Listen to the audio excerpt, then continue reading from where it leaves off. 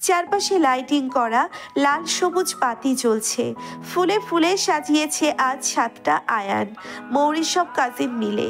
জবা নিজের রুমে বেলির সামনে বসে আছে। বেলির মুখের এই জলজল করা হাসি দেখে সবার কিছু সময়ের জন্য সব দুঃখ কষ্ট ভুলে গেল। মেয়েটা বিয়েতে এত খুশি যে কেউ ওর মুখ দেখলেই বুঝতে পারবে। বেলি জবার সামনে করা হলুদ শাড়ি নিয়ে বসে আছে। ভাবি, তোমার মতো করে শাড়ি পরিয়ে দাও। বেলির বাচ্চাদের মতো আবদারটা বুকে গিয়ে লাগলো জবার। মনে হলো ছোট বোন সামনে বসে আছে। জবা শাড়ি হাতে নিয়ে বলল, এসো। বেলি খুশিতে জবাকে জড়িয়ে ধরে বলল, তুমি এত ভালো কেন? তুমিও অনেক বেশি ভালো বেলি। যে যেমন তার কাছে অপর পক্ষের মানুষটিকে তাই মনে হয়। বেলি হেসে বলল, তোমার জন্য একটা গিফট এনেছি। জবা বেলিকে শাড়ি পরাতে পরাতে হেসে বলল, কি গিফট? বেলি বুকে হাত দিয়ে পেছনের দিকে হেলে গিয়ে অভিনয় করে বলল, এভাবে হেসো না প্লিজ, আমার হার্টবিট বেড়ে যায়। জবা বেলির অভিনয় দেখে খিলখিল করে হেসে উঠল। মুগ্ধ চোখে বেলি তাকিয়ে রইল জবার দিকে আর মনে মনে বলে উঠল, তোমার মুখের হাসি ফিরে আসুক, এমন হাসিতে তোমায় মানায়। জবার দিকে বেলিকে এভাবে তাকিয়ে থাকতে দেখে জবা বলে উঠল, এভাবে কি দেখছো? তোমাকে। জবা মুচকি হেসে বলল, ইস, কেন ছেলে হলে না টুপ করে বিয়ে করে নিতাম এই মুগ্ধ চোখের মেয়েটাকে। বেলি লজ্জা পাওয়ার ভঙ্গিতে বলে উঠল, পরের জন্মে ছেলে হয়ে জন্ম নিব তোমার জন্য সুন্দরী। দুইজন হাসাহাসি করে রেডি হলো। জবা সাজগোজ তেমন পারে না, বেলি নিজেই সেজে নিল। বেলি রেডি হয়ে জবার দিকে একটা প্যাকেট এগিয়ে দিয়ে বলল, আয়ান ভাই দিতে বলেছিল তোমাকে, এটা তোমার গিফট। জবা তেমন আগ্রহ দেখালো না, প্যাকেটের দিকে একবার তাকিয়ে চোখ ফিরিয়ে নিল। বেলি আবার বলে উঠল, একটা সিক্রেট বলি? বলো। গিফট আয়ান ভাইয়া করলেও পছন্দ কিন্তু আমার উনি করেছে, মানে অব্র ভাই। তাতেও জবার কোনো তেমন হেলদোল দেখা গেল না। সে বেলির দিকে তাকিয়ে গালে হাত রেখে বলল, কোনো কালো ছায়া এই মিষ্টি মেয়েটার জীবনে না আসুক। সব সময় এমন প্রাণোচ্ছল হাসি খুশি থেকো।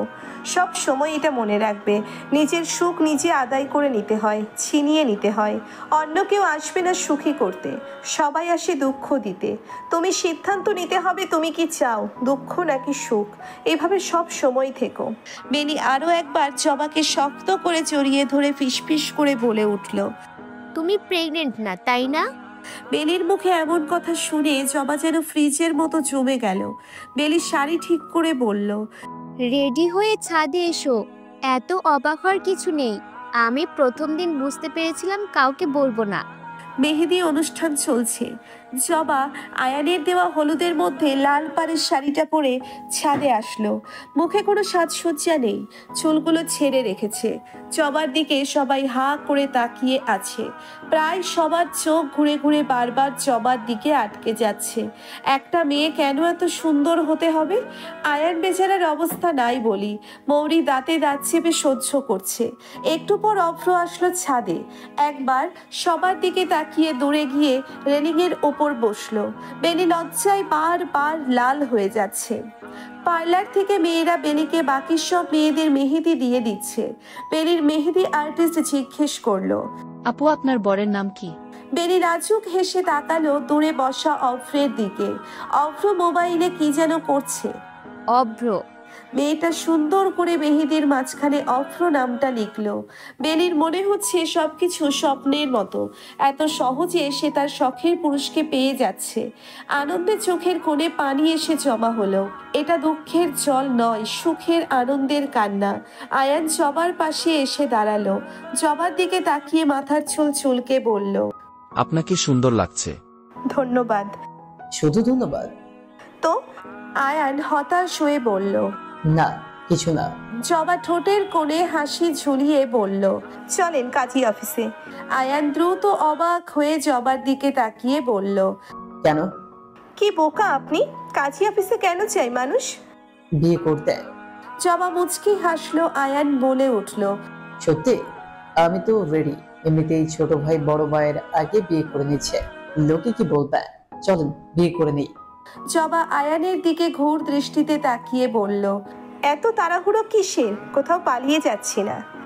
তবুও বাধ্য হয়। কিসের? আপনাকে হারানোর মনে হয় এই বুঝি আপনাকে হারিয়ে ফেললাম। ঘুম ভাঙলেই আপনি অন্য কারো। জবা হাঁটতে হাঁটতে ছাদ থেকে নেমে গেল।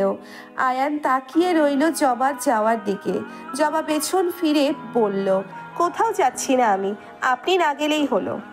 আজ বিয়ে, এত বড় আয়োজন করা হয়েছে, চৌধুরী বাড়ির ছেলে মেয়ের বিয়ে বলে কথা। বেরিকে পার্লার থেকে সাজানো হয়েছে।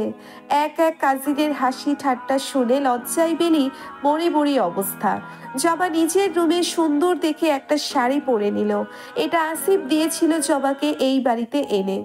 আসিফের দেওয়া প্রথম শাড়ি ছিল। কোথায় আছে আসিফ?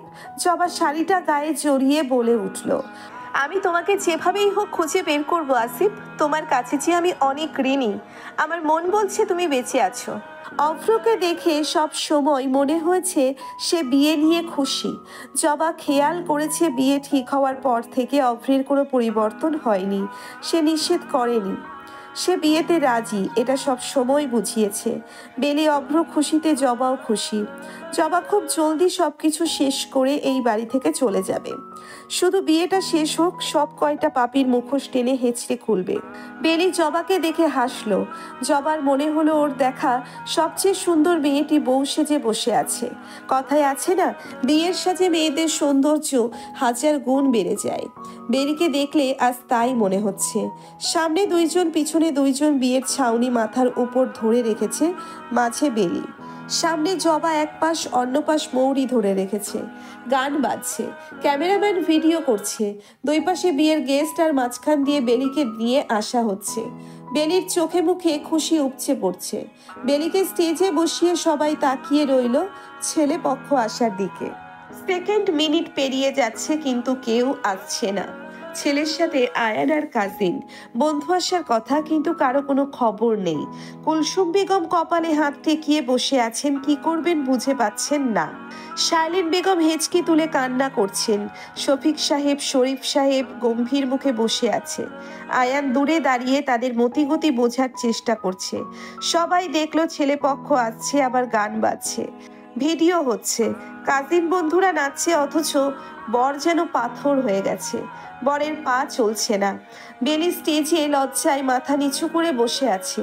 বর আসছে বলার পর থেকে লজ্জা ঘিরে ধরেছে। বর চুপচাপ বেলির পাশের স্টেজে বসলো। কাজী বিয়ে পড়ানো শুরু করলো। প্রথম বেলিকে কবুল বলতে বলা হলো। বেলি খুশিতে কবুল কবুল কবুল। বলেই চিৎকার করে উঠল। নিজের এমন উত্তেজনায় নিজেই লজ্জা পেয়ে গেল। হেসে উঠল আশেপাশে সবাই। কাজী হেসে বলল, একবার বলতে বলেছিলাম 3 বার বলে ফেললে। বেলি মনে মনে বলে উঠল, শখের পুরুষ বলে কথা, আর এখন তো বর। কাজী এইবার বরকে বলে উঠল, শফিক সাহেবের একমাত্র ছেলে আয়ান চৌধুরী, আপনি বিয়েতে রাজি হলে বিসমিল্লাহ বলে বলুন কবুল। বেলির কানে কোনো নাম নয়, মনে হলো কেউ আগুনের লাভা ঢেলে দিয়েছে। শরীর থরথর করে কেঁপে উঠল। কাঁপা কাঁপা শরীরে উঠে দাঁড়াতে চাইলে মনে হলো মাথা ঘুরছে। দাঁড়িয়ে নিজের বরের দিকে তাকিয়ে এ হতে পারে না, অতিরিক্ত শকের কারণে জ্ঞান হারালো। ঢলে নিচে পড়ার আগেই জবা ওকে ধরে ফেললো। কি আজব, কি আজব! সারা জীবন শুনে আসলো বিয়ের আগ মুহূর্তে বউ পালায়, আজ দেখলো জামাই পালিয়েছে। সত্যি পৃথিবী উল্টে গেছে। না হলে জামাই কেন পালাবে? জামাই পালিয়েছে এটা ধামাচাপা দেওয়া এত চেষ্টা করেও কোনো লাভ হলো না। মুহূর্তের মধ্যে ছড়িয়ে পড়লো চৌধুরী বাড়ির ছোট ছেলে বিয়ের আগ মুহূর্তে পালিয়ে গেছে। ডাক্তার রাফসান চৌধুরী অভ্র বউ রেখে বিয়ের আগ মুহূর্তে পালিয়ে গেছে। নিউজ চ্যানেলে ছড়িয়ে পড়ল। কুলসুম বেগম কপালে হাত দিয়ে বসে আছেন, পাশেই চশমাটা পড়ে আছে। হাত বাড়িয়ে চশমা হাতে নিলেন।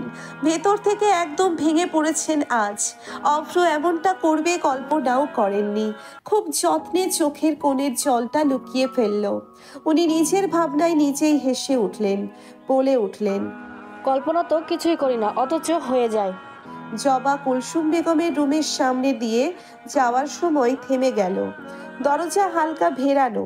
জবা একবার ভাবলো উনি ঠিক আছে তো, পরে নিজেই নিজেকে বলে উঠল, যা ইচ্ছে হোক, তাতে আমার কি? বেলি পিটপিট করে চোখ খুলে আশেপাশে তাকালো। শার্লিন বেগম মেয়ের বালিশের পাশে বসে আছে, ভয়ে চুপসে আছে মুখখানা। শরীফ সাহেব মেয়ের জ্ঞান ফিরতে দেখে খুশিতে এসে আস্তে করে বসালো। ডাক্তার বলেছে রুমে যেন বেশি কেউ না থাকে, তাই শুধু শার্লিন বেগম আর শফিক সাহেব বসে আছেন। শফিক সাহেব মেয়ের মাথায় হাত বুলিয়ে জিজ্ঞেস করলেন, এখন কেমন লাগছে আম্মু? শার্লিন বেগম উত্তেজিত হয়ে বলে উঠল, বেলি মা আমার, তোর কি হয়েছিল? আমি কত ভয় পেয়েছিলাম জানিস? শার্লিন বেগম আঁচল দিয়ে চোখ মুছলেন। দেখেই বোঝা যাচ্ছে মেয়ের টেনশনে কেমন অস্থির হয়েছিলেন। বেলি কারো কথার উত্তর দিচ্ছে না, কারো কোনো কথাই যেন ওর মাথায় ঢুকছে না। সে আলতো করে মাথায় হাত রেখে চোখ বন্ধ করে সবকিছু মনে করার চেষ্টা করছে। চোখের সামনে ঝাপসা হয়ে সবকিছু ভেসে উঠল। বেলি শফিক সাহেবের দিকে তাকিয়ে বলল, সবকিছু স্বপ্ন ছিল তাই না আব্বু? আজ আমার বিয়ে, অব্রত আমার জন্য অপেক্ষা করছে। শার্লিন মেয়ের মুখের দিকে তাকিয়ে রইলেন। বেলি আবার বলে উঠল, আমাকে তো রেডি হতে হবে। ভাগ্যিস সবকিছু স্বপ্ন ছিল, না হয় কি হতো বলো তো আব্বু? এত ভয়ঙ্কর স্বপ্ন কেন আজই দেখতে হলো? আমার জন্য অব্র অপেক্ষা করছে, আমি রেডি হচ্ছি। বেলি উঠতে নিলেই শার্লিন বেগম আলতো করে বেলির হাতটা ধরতেই বেলি বলে উঠল, আম্মু আজ আমার বিয়ে, আর তুমি নিজের কি হাল করে ফেলেছ? এই বাড়িতেই তো আছি, কোথাও তো যাচ্ছি না। মেয়ের এমন অবস্থা দেখে শার্লিন বেগম হু হু করে কেঁদে উঠলেন। বেলি মায়ের হঠাৎ এমন কান্না দেখে দ্রুত কাছে এসে বলল, কাঁদছো কেন? প্লিজ কেঁদো না, আমার কষ্ট হয়। জবা দরজা ঠেলে রুমে এসে দেখলো বেলি জেগে গেছে। জবা শার্লিন বেগমের দিকে একবার তাকিয়ে ইশারা করলো রুম থেকে বেরিয়ে যেতে, সবটা ও সামলে নিবে। এই প্রথম শার্লিন বেগমের জবাকে অনেক আপন মনে হলো। মনে মনে আকুতি করে বলে উঠল, আমার মেয়েটাকেও বুঝাও। শার্লিন বেগম আর শফিক সাহেব রুম থেকে বেরিয়ে গেল। জবা ভেতর থেকে দরজা লাগিয়ে এসে জবার পাশে বসলো। বেলি জবার দিকে তাকিয়ে বলল, সবার কি হয়েছে? জবা, অব্রকে আমার বর্ষা যে কেমন লাগছে? জবা হাতে ইশারা করে বেলিকে নিজের কাছে ডাকলো। বেলি ওর কাছে আসতেই জবা ইশারা করলো ওর কোলে মাথা রাখতে। বেলি হাঁসফাঁস করে বলল, জবা, আমার জন্য অব্র অপেক্ষা করছে, আজ তো আমার বিয়ে। জবা বেলির দিকে তাকিয়ে বলল, তোমার কি কিছুই মনে নেই? বেলি জিজ্ঞেস করলো, কি? জবা বলে উঠল, আগে কোলে মাথা রেখে শুয়ে পড়ো বলছি। বেলি লক্ষ্মী মেয়ের মতো শুয়ে পড়তেই জবা ওর মাথায় হাত বুলিয়ে বলে উঠল, বেলি, অভ্র তোমার জন্য আর কখনো অপেক্ষা করবে না।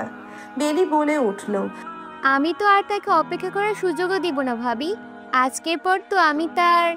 জবা দীর্ঘশ্বাস লুকিয়ে বলল, বেলি, তোমার বিয়ে হয়ে গেছে আয়ানের সাথে, তোমার কি কিচ্ছু মনে নেই? অভ্র আসেনি বেলি। বেলি আস্তে আস্তে করে জবার কোল থেকে মাথা তুলে জবার দিকে তাকিয়ে বলল, তুমি আমার স্বপ্নের খবর কিভাবে জানলে? জবা করুণ দৃষ্টিতে তাকিয়ে বলল, এটা স্বপ্ন নয় বেলি, সবকিছু সত্যি। তুমি অতিরিক্ত শকে অজ্ঞান হয়ে যাওয়ার জন্য মনে হচ্ছে সবকিছু স্বপ্ন। বেলির মনে হলো কেউ ওর থেকে ওর সবচেয়ে দামি জিনিসটা নিয়ে গেছে। শ্বাস নিতেও কষ্ট হচ্ছে।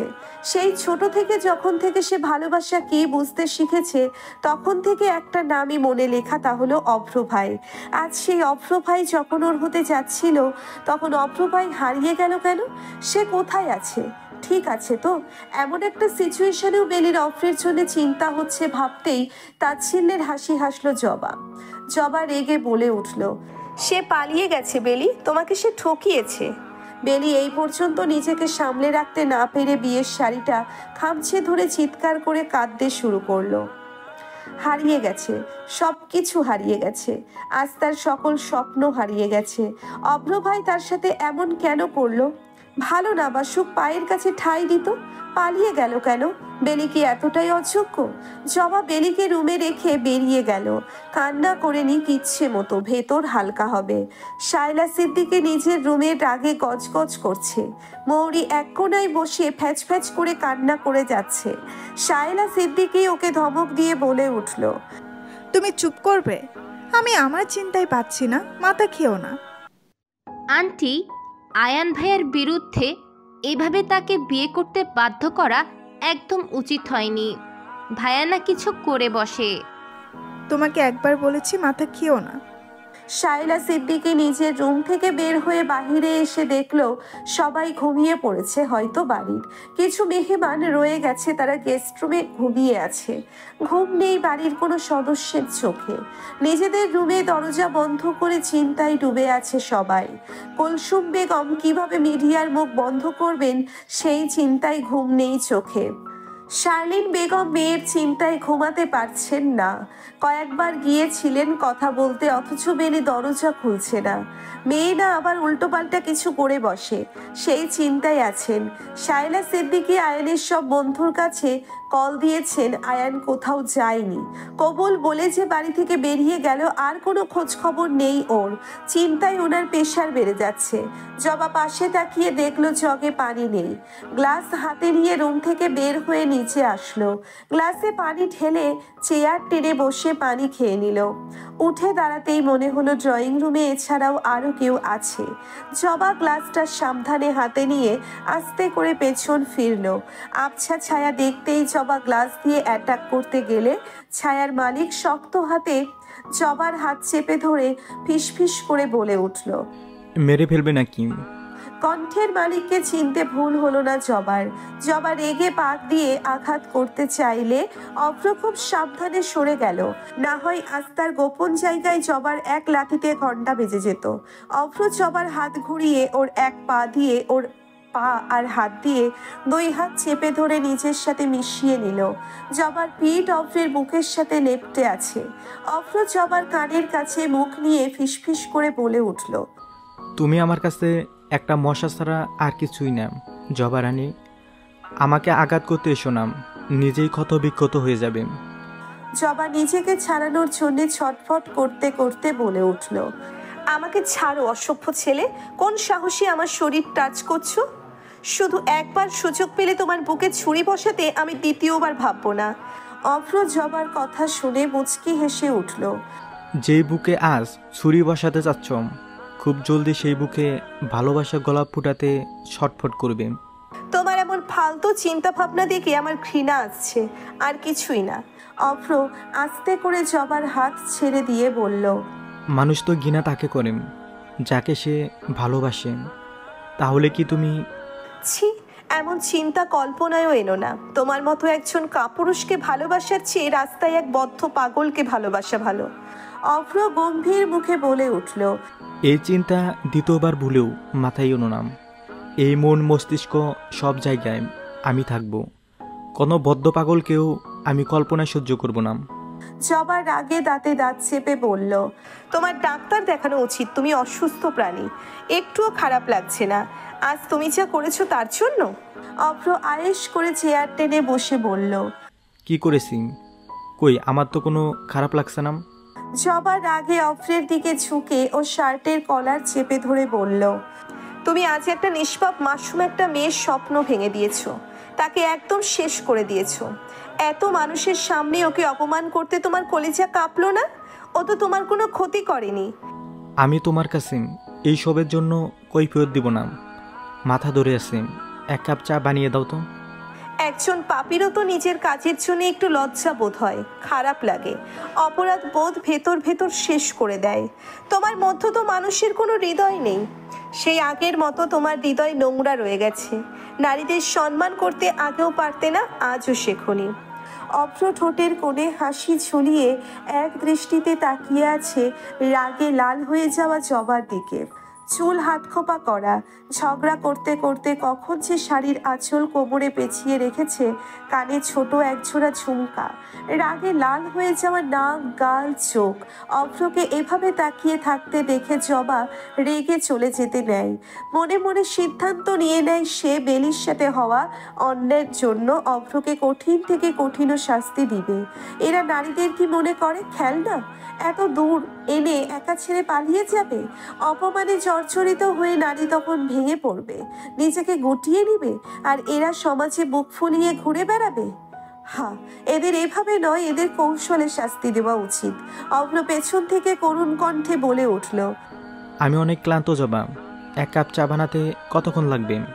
জবা পেছন ফিরে বলল, জবা নয়, জবা ভাবি, বড় ভাইয়ের বউ হই, ভুলেছেন কেন? অবশ্য আপনার মতো নোংরা মনের মানুষের থেকে আর কেই বা আশা করা যায়? যেখানে বিয়ে নেই সেখানে ভাইয়ের বউ হাস্যকর না? অভ্রের কথা শুনে জবা চোখ মুখ শক্ত করে বলে উঠল, ফালতু কথা কম বলুন। আপনার একটা ভালো ডাক্তার খুব জলদি দেখানো উচিত। আচ্ছা, তুমি হয়ে গেলেই পারো। জবা বিরক্তিকর দৃষ্টিতে অভ্রের দিকে তাকিয়ে মনে মনে জঘন্য কয়টা গালি দিল। অভ্র জবার মুখের রিয়াকশন দেখে বলে উঠল, গালি দিচ্ছ নাকি ভালোবাসার তসবি গুনছম?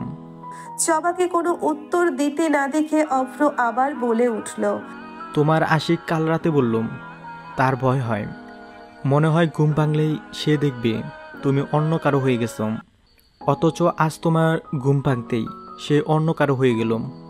অভ্র হাসতে হাসতে আবার মুখে দুঃখী দুঃখী ভাব এনে বলল, ভীষণ কষ্ট পেলাম জবারানী, তোমার কষ্ট দেখে। এভাবে কথা দিয়ে কথা রাখতে পারলে না। জবা দাঁতে দাঁত চেপে বলল, সে বাধ্য হয়ে করেছে, আপনার মতো কাপুরুষের পরিচয় দেয়নি। আর আপনি লুকিয়ে আমাদের সকল কথা শুনছিলেন? লুকিয়ে শুনতে যাব কেন? তোমাদের লাইলি মজনুটাই আলাপ সবাই শুনেছে, শুধু আমি না।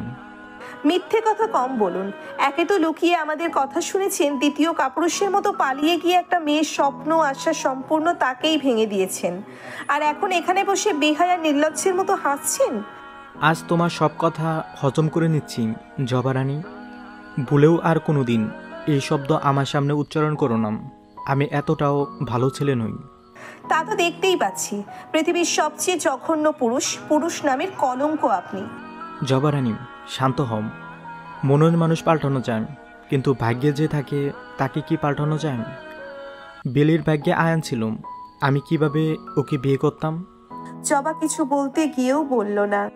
এক কাপ চা দিয়ে চলে যাও, না হয় তোমার কপালে সত্যি আজ শনি রবি সব কিছু আছে।